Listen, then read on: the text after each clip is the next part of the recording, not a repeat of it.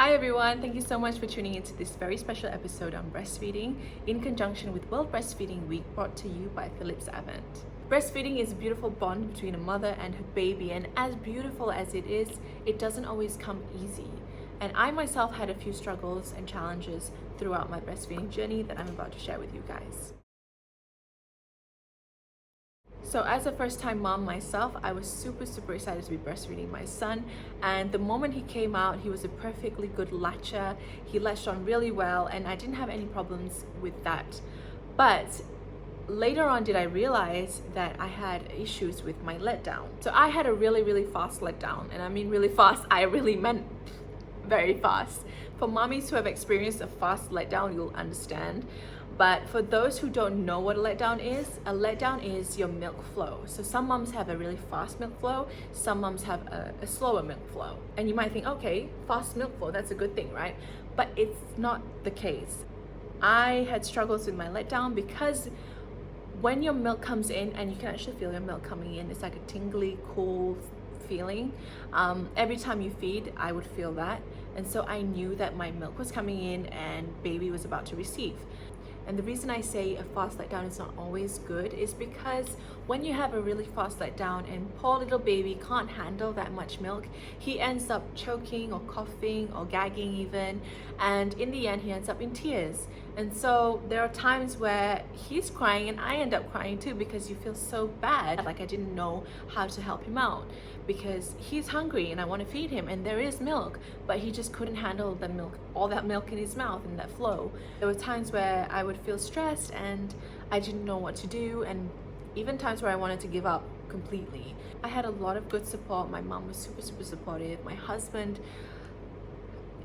he put up with a lot. I'm super grateful to have him around because he was just so supportive and he gave me a lot of motivation. Thank you. So after this kept happening a few times, I needed to find a solution for my baby. So what I had to do was pump out some milk before feeding him and then latch him onto me. So that really helped, and it definitely made him a lot more comfortable and I was a lot more happier. So I asked you guys in my Instagram story before this to share your experiences with me, and I received a lot of different feedbacks from new moms and experienced moms. I think one thing that a lot of the moms were saying is it is actually painful. Okay, this is true. For the first 2 weeks, I think I experienced, nipple cracks and sore nipples and that stuff, to the extent where it was bleeding, and it is not a nice feeling at all. It is super painful, and I do not miss that feeling at all. I got moms who told me they're still breastfeeding their sons or daughters up to the age of 4, which is super amazing. Like, I salute you. Also, moms who have struggled with breast milk supply. So some moms were even telling me that their baby couldn't take breast milk at all and would end up throwing up. Other moms had a really smooth journey. It is really important to not compare yourself with anyone else out there, because every baby is different, every mom is different, and the best that you can do is do what's right for you, do what's right for your baby. I think the most important thing that I learned as a new mom is to not compare yourself with other moms out there. Don't put so much pressure on yourself to fit into what society claims to be a good mom, or a perfect breastfeeding mom. It doesn't exist. Every baby is different, every mom is different. There are always going to be challenges and struggles that you're going to face. If it's not this thing, it could be another thing. And to just touch base on societal pressure, I think it's super important that you don't fall into the trap of, oh, this is how they do it on YouTube, or this is how she does it on her Instagram. Do what's best for you. Don't follow another mom's footsteps if it's not right for you, okay? If it's not right for your baby. Because I think that's where my mistake came. I watched a lot of YouTube videos. I saw a lot of, Instagram posts about breastfeeding, and a lot of the videos that I watched never really talked about the challenges of breastfeeding. And I think there's a lot of pressure out there for new moms, especially in this social media age, to make things look super easy, to make things look super beautiful and super aesthetic. But we need to realize that it doesn't always end up that way. There was always going to be a challenge or difficulty that social media doesn't really highlight. One of the moms on Instagram were telling me how they had insufficient milk supply and were bullied because of it. Honestly, this is a really sad story to hear, because this is what I'm talking about. This is societal pressure and being judged all the time. One thing that I want to say to moms is, don't fret if you don't have sufficient milk supply. Okay, whether you are short on supply or you can't maintain breastfeeding for as long as you thought you wanted to, just know that you are giving the best for your baby. As long as your baby is healthy, he is happy, he is growing, that is all that matters, okay? And now that I'm more experienced, none of this negativity and none of this judgment gets to me anymore. So I always tell myself now that as long as my baby is okay, I'm doing the best that I can. So someone was saying that breastfeeding took a lot of their time. This is definitely true. I mean, as a mom, you are 24/7 around the clock with baby. I mean, you belong to baby. So some people have been saying, how did I manage my time? Being a working mom and also, you know, having to feed my son 24 hours around the clock. So for me, no matter what I did, I had to make sure my baby was fed. I would stop whatever I'm doing, whether it's shooting or whether I'm, you know, in the middle of a meeting during an interview. I would make sure that my baby was fed or had a bottle on hand. And so my work schedule always shifted around Isaac's schedule, not the other way around.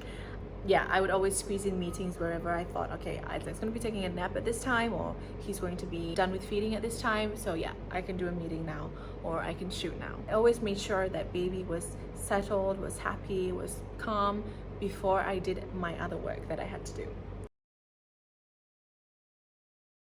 Another mom was asking me what pump I use. The pump that I used is the Philips Avent electric breast pump. Another question that I got from a new mom was what I looked for in a pump and how did I decide on which pump I wanted to buy. Comfort was definitely the main thing that I was looking for. The Philips Avent has a one-size-fits-all silicone adaptive cushion, and so it's super comfortable and you don't have to be leaning forward to express milk. The cushions are also removable, which makes it easy to clean and easy to put on as well. Another important factor for me was quick expressing, because I didn't want to be spending all my time, you know, hooked to a breast pump. The Philips Avent was a perfect option when it came to suction. The natural suction technology provided just the right suction to express more breast milk in less time. And it mimics the natural suckling of a baby, and so it didn't hurt at all. Another important factor when choosing the right breast pump for me was making sure it was personalized and easy to use. And when I mean personalized, I mean you are able to customize the settings to fit your particular needs.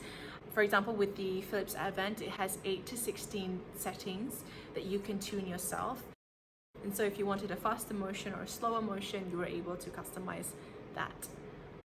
Also, it had a memory function, which I thought was super cool, because you didn't have to fiddle around anymore with the settings. You could just, you know, hook it on and press start. So that made it really super easy to use. I think the last thing that made me choose the Philips Avent breast pump was because of the fact that it was a rechargeable battery. So I didn't have to worry about, you know, hooking it up into a power supply. I could just charge it throughout the night, put it in my bag. I can use it anywhere at any time, because when I'm shooting, I'm at different locations all the time. I could be in the middle of the forest and have no access to a power supply, but I can still pump because it is a wireless rechargeable battery. Oh, I forgot to mention that the motor is really quiet as well. And so if you are pumping out in public, obviously you don't want to make a big scene or a big noise. Having a quiet motor would definitely be a bonus. So yeah. How often do you pump? So when Isaac was born, I started pumping straight away. I was doing that because I knew that I had to start work soon. So I had to create stock. I was pumping, I think, every 2 hours. I think the first 2 months I was pumping every 2 hours. But now, I think every 4 hours, I would say. Yeah. It's a little less because I'm always at home with him now.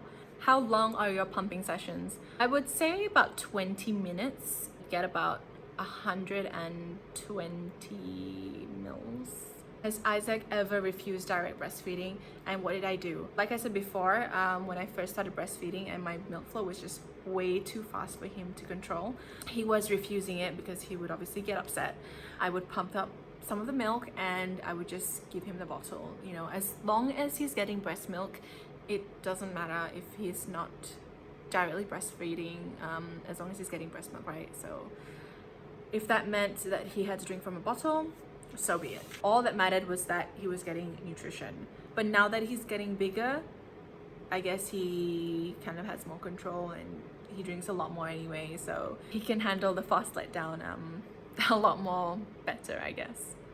Okay guys, so I think that's basically it. One thing that I hope you guys can take away from this video is to give more positive vibes and to help other mummies out there who may be struggling. Talk about your challenges, talk about your struggles, don't be afraid.